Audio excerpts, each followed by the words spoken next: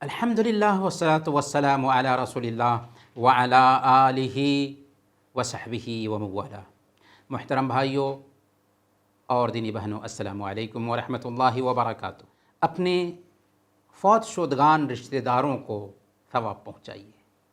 ہمارے رشتہ دار جو دنیا سے گزر چکے ہیں، ابھی وہ برزخی زندگی میں ہیں، چونکہ ان کا احسان ہم پر بہت زیادہ ہے۔ ہمارے مستقبل کے لیے انہوں نے اپنی پوری زندگی وقف کر دی تھی۔ اب جب کہ وہ ایک ایک نیکی کو محتاج ہیں اور ہم بھی محتاج ہونے والے ہیں، ہم بھی برزخی زندگی میں جانے والے ہیں۔ اللہ رب العالمین نے ہمیں جب تک زندہ رکھا ہے، ہمیں چاہیے کہ ہم خود بھی نیکی کے کام کریں اور ہم ان لوگوں کے لیے بھی کچھ نیکی کے کام کریں جو اس دنیا سے گزر چکے ہیں۔ کن کاموں کا ثواب مردوں کو پہنچتا ہے، اس حوالے سے صحیح مسلم کی ایک حدیث سنیے۔ حضرت ابو ہریرہ رضی اللہ تعالیٰ عنہ بیان کرتے ہیں کہ اللہ کے رسول صلی اللہ علیہ وسلم نے ارشاد فرمایا، اذا مات الانسان انقطع عنہ عملہ الا من ثلاثۃ، الا من صدقۃ جاریۃ او علم ينتفع به او ولد صالح يدعو له۔ جب ایک انسان مر جاتا ہے تو اس کے عمل کا سلسلہ کٹ جاتا ہے، البتہ تین چیزوں کا ثواب اسے ملتا رہتا ہے: صدقہ جاریہ، یا علم جس سے فائدہ اٹھایا جائے، یا نیک اولاد جو اس کے لیے دعا کرے۔ اس حدیث سے پتہ یہ چلا کہ میت کو تین چیزوں کا ثواب اس کی وفات کے بعد بھی ملتا رہتا ہے۔ اس میں سب سے پہلے نمبر پر صدقہ جاریہ ہے۔ اس نے کوئی صدقہ کیا تھا اور اس کا سلسلہ ابھی بھی جاری ہے تو اس کا ثواب اس کو ملتا رہے گا، یا اس کے رشتہ دار اس کی طرف سے صدقہ کرتے ہیں تو اس صدقہ کا ثواب بھی اس کو ملے گا۔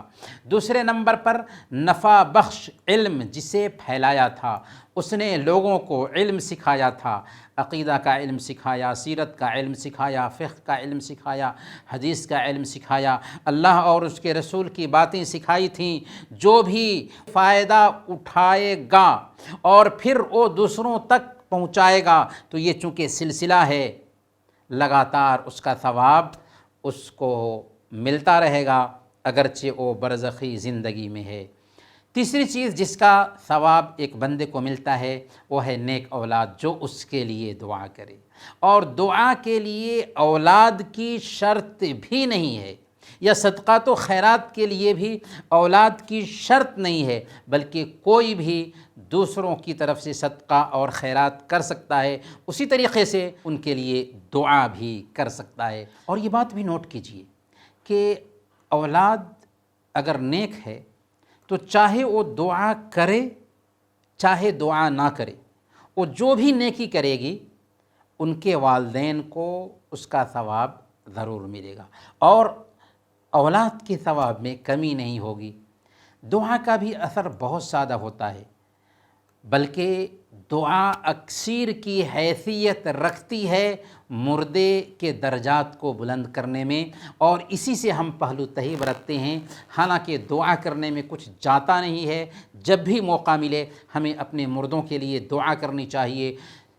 سنن ابن ماجہ کی یہ روایت ہے، حضرت ابو ہریرہ رضی اللہ تعالیٰ عنہ بیان کرتے ہیں کہ اللہ کے نبی صلی اللہ علیہ وسلم نے ارشاد فرمایا، ان الرجل لترفع درجته فی الجنہ، کہ جنت میں ایک بندے کے درجات بلند کیے جاتے ہیں۔ وہ کہتا ہے، ان ھذا، اے اللہ میرے یہ درجات کیوں کر بلند کیے جاتے ہیں؟ فیقال، اس سے کہا جاتا ہے، باستغفار ولدک لک، تیرے بعد تیری اولاد تیرے لیے دعا کر رہی ہے جس کی وجہ سے تیرے درجات بلند کیے جاتے ہیں۔ لہذا اولاد کو چاہیے، رشتہ داروں کو چاہیے کہ مرنے والوں کے درجات کی بلندی کے لیے زیادہ سے زیادہ دعا کرے، استغفار کرے۔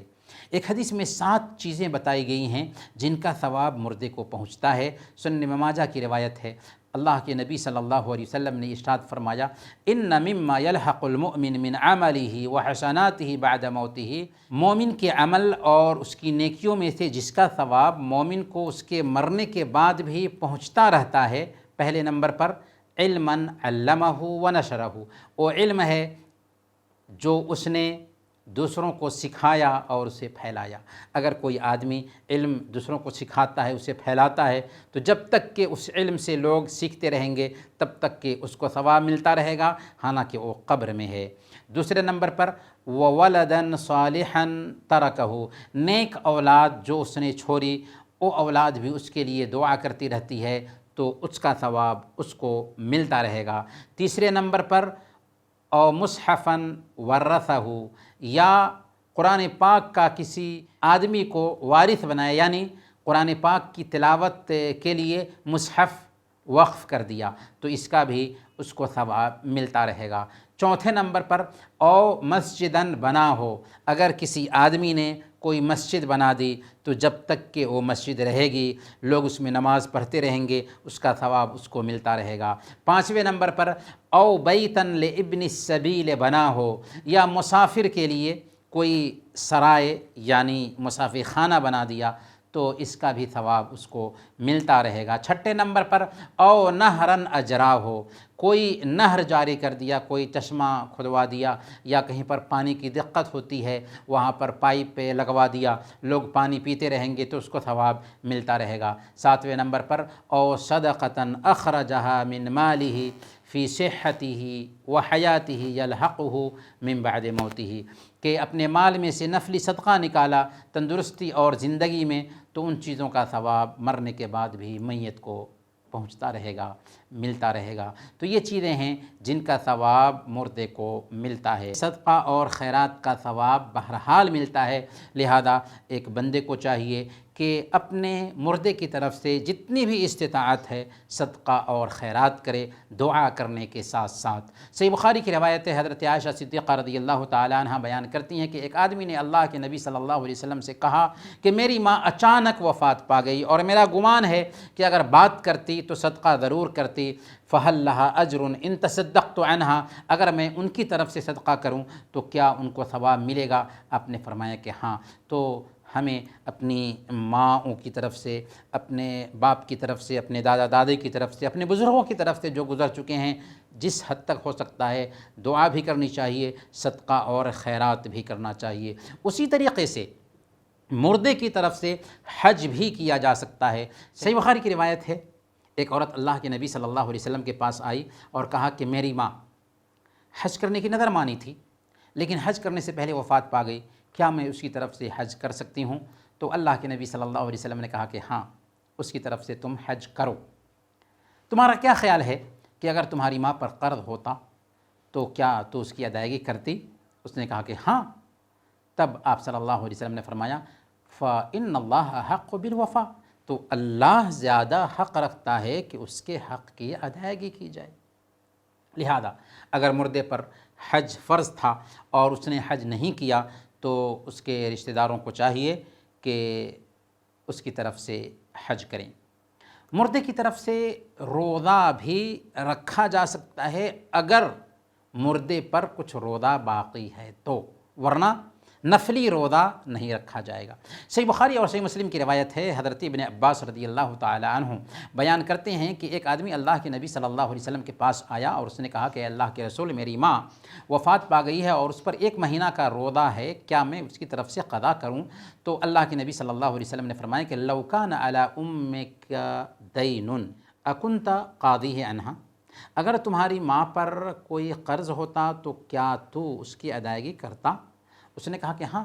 اللہ کے نبی صلی اللہ علیہ وسلم نے فرمایا فَدَيْنُ اللَّهِ أَحَقُّ أَن يُقْضَى، اللہ تعالیٰ کا قرض زیادہ حق رکھتا ہے کہ اس کی ادائیگی کی جائے۔ اسی طرح صحیح بخاری اور صحیح مسلم کی روایت ہے، حضرت عائشہ صدیقہ رضی اللہ تعالیٰ عنہ بیان کرتی ہیں کہ اللہ کے نبی صلی اللہ علیہ وسلم نے ارشاد فرمایا من مات وعلیہ صیام صام عنہ ولیہ، جو وفات پا جائے اور اس پر روزے ہوں تو اس کے گھر والے اس کی طرف سے روزے رکھیں گے۔ یہ حکم واجبی روزے یا نذر اور کفارے کے روزے کو شامل ہے، لیکن نفلی روزے مردے کی طرف سے نہیں رکھے جائیں گے، جس کی وضاحت ہم کر چکے ہیں۔ اسی طرح مردے کے چھوٹے ہوئے جو رودے ہیں تب رکھے جائیں گے جب کہ مردے کو اپنی زندگی میں جو اس کے رودے چھوٹے تھے، روزہ رکھنے کا موقع ملا اور اس نے نہیں قضا کیا تھا، پھر وفات ہو گئی۔ 1 مہینے کے روزے چھوٹے تھے اور صحیح ہونے کے بعد 1 مہینہ تک زندہ رہا اور پھر وفات پایا، تو اب چھوٹے ہوئے روزوں کی قضا کی جائے گی۔ لیکن اگر بیماری ہی کی حالت میں وفات پا گیا، اس کو قضا کرنے کا موقع نہیں ملا، تو اب اس کی طرف سے نہ تو فدیہ دینے کی ضرورت ہے اور نہ ہی اس روزے کی قضا کرنے کی ضرورت ہے، کیونکہ اس کو قضا کرنے کا موقع ہی نہیں ملا تھا۔ اور یہ عمل چاہے صدقہ کرنے کا عمل ہو، چاہے روزہ رکھنے کا عمل ہو، چاہے دعا کرنے کا عمل ہو، صرف اولاد کے ساتھ خاص نہیں ہے، کوئی بھی رشتہ دار ایسا کر سکتا یا اس کے شاگرد وغیرہ بھی ایسا کر سکتے ہیں۔ پیارے بھائیوں، اس تفصیل سے پتہ یہ چلا کہ مردے کے لیے زیادہ سے زیادہ دعا کرنی چاہیے، مردے کی طرف سے صدقہ اور خیرات کرنا چاہیے، اور اس کی مختلف شکلیں ہیں، ان میں سے کوئی بھی ہو سکتا ہے، ہمیں اختیار کرنا چاہیے۔ 2 دینار خرچ کرنا ہی کیوں نہ ہو، لیکن بہر کیف کرنا چاہیے۔ لیکن سوال یہ پیدا ہوتا ہے کہ کیا تلاوت قرآن کا ثواب مردے کو پہنچایا جا سکتا ہے؟ تو جواب یہ ہے کہ صحیح بات یہ ہے کہ تلاوت قرآن کا ثواب مردے کو نہیں پہنچایا جا سکتا۔ اللہ کے نبی صلی اللہ علیہ وسلم سے اس حوالے سے کچھ بھی ثابت نہیں، اور اللہ فرماتا ہے سورہ النجم آیت نمبر 39، وَأَن لَيْسَ لِلْإِنسَانِ إِلَّا مَا سَعَى، کہ انسان کے لیے صرف وہی ہے جس کی خود اس نے کوشش کی۔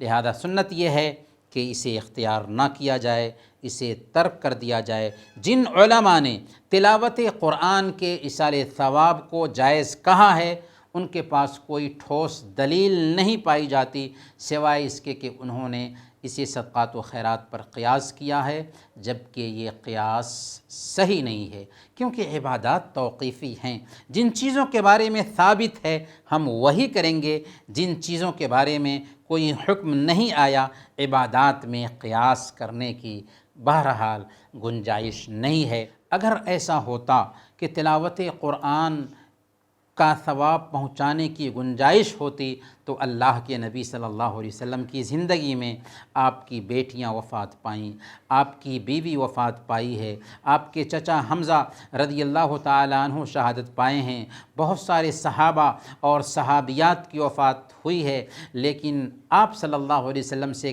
کہیں بھی ثابت نہیں کہ آپ نے ان کے لیے قرآن خوانی کی ہو، یا صحابہ کو بتایا ہو، یا صحابہ نے بھی کسی دوسرے کے لیے قرآن خوانی کی ہو۔ ہاں، یہ بات کافی ہے کہ نیک لڑکا جو بھی عمل کرے گا، قرآن کی تلاوت کرے، کوئی دوسری نیکی کرے، اس کا ثواب مردے کو خود بخود ملے گا۔ اسی طریقے سے ہم قرآن کریم کی تلاوت کریں، ثواب ہمیں ملے گا، اور پھر ہم اپنے مردوں کے لیے دعا کریں، ان کو اس کا ثواب ملے گا۔